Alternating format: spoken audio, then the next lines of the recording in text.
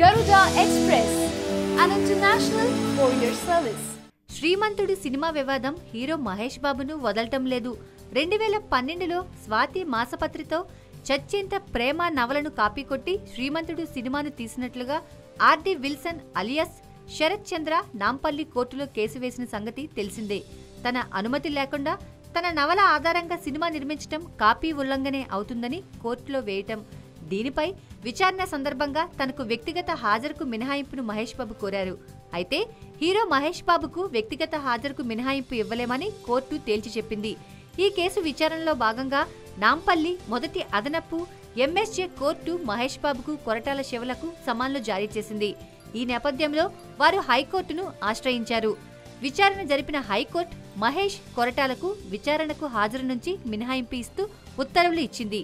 దీనిపై తాజాగా మరోసారి విచారణ జరిపారు.